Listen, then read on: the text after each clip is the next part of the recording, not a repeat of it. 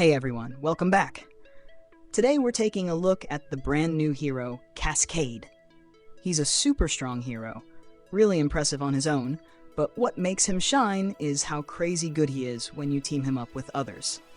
So, let's dive right in and check out his skills together. Hydrokinesis, ultimate skill. This is Cascade's ultimate hydrokinesis. When you pop this skill, he summons a massive downpour that rains destruction on the enemy team, hitting them for 22,917 damage every single second for 6 seconds straight. And it doesn't stop there. During the storm, enemies get 50% less healing. And here's the big one. They can't even be resurrected. This move can completely shut down your opponent's comeback potential. Up until now, if you wanted to take down Rufus with a magic team, you basically had to bring Morrigan. But with Cascade, things have changed. You can swap him in and still beat Rufus. Cascade brings a really strong toolkit with his second, third, and fourth skills, which means in some situations he might actually be more useful than Morrigan.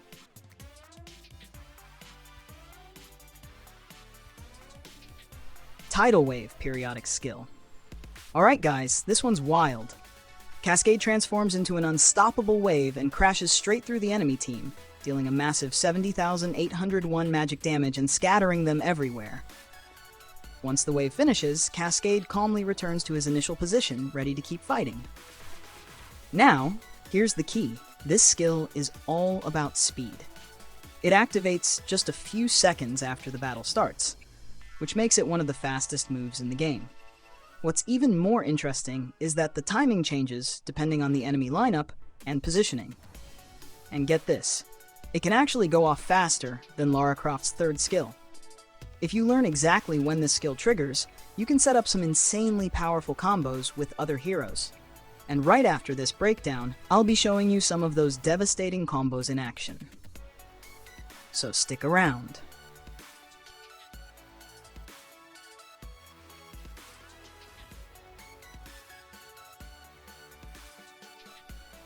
Refluence, passive skill. Alright, let's talk about Cascade's passive, Refluence. This one's sneaky but super strong. Every time Cascade comes back after using Tidal Wave, he slaps a watermark on enemies for 5 seconds. And here's where it gets crazy.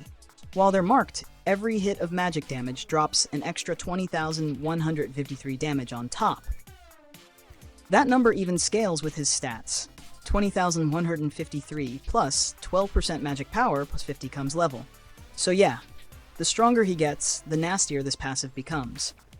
But here's the funny part. You don't really need to memorize all the numbers, because in battle, what you'll actually see is just a flood of damage numbers popping up everywhere, and then suddenly the enemy team is gone. Elemental Surge passive skill. Now this passive is all about boosting your team. Cascade empowers allies whose main stat is intelligence. And here's the cool part.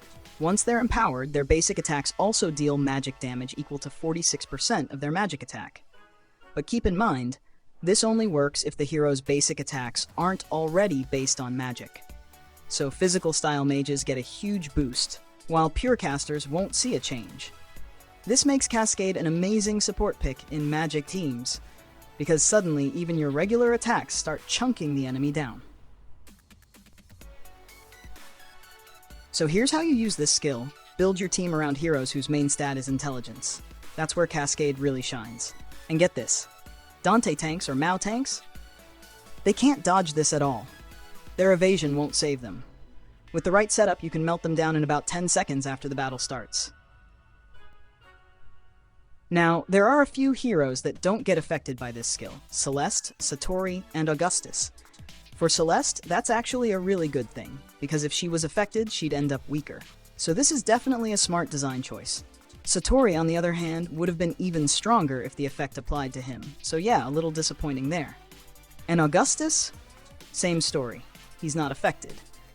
If he was, it would have actually been a slight nerf for him.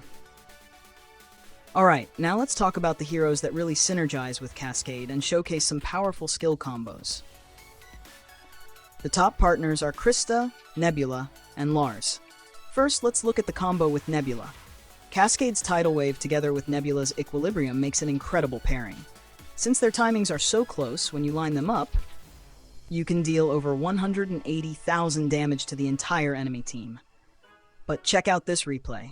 When the enemy formation changes, the timing can break, and the combo doesn't always work perfectly. So you really need to understand how enemy lineups can affect your team's setup. Now, Krista's Frozen Needles is also a good match, but there's a catch. Cascade's Tidal Wave goes off too early, so the timing isn't quite right.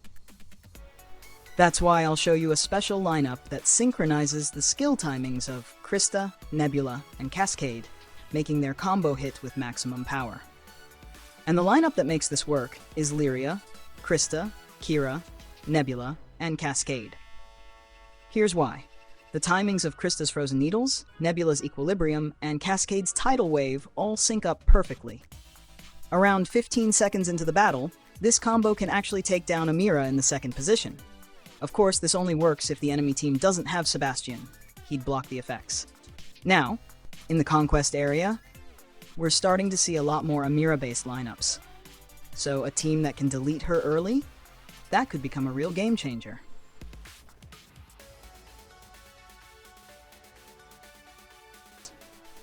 Now, even if you take Lyria out of the lineup, the timing of those skills will still match. The important part is to always test it in training mode first, just to make sure the timing lines up correctly. But here's the thing. If the enemy has Heidi, it's usually safer to keep Lyria in the team for stability. And for Kira, the best pet to use is definitely Vex, since it can strip away Heidi's spike camouflage, making the fight much smoother.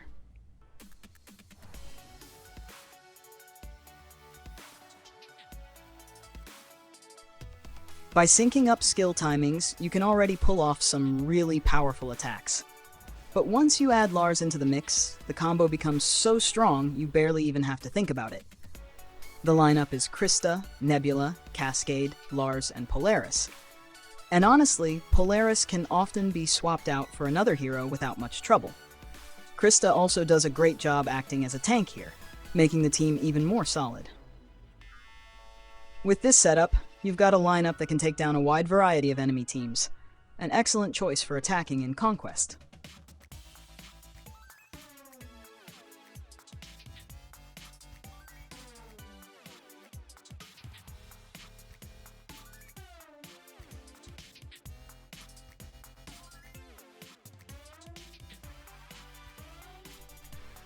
If I had to point out a weakness, it's that this team really isn't suited for defense.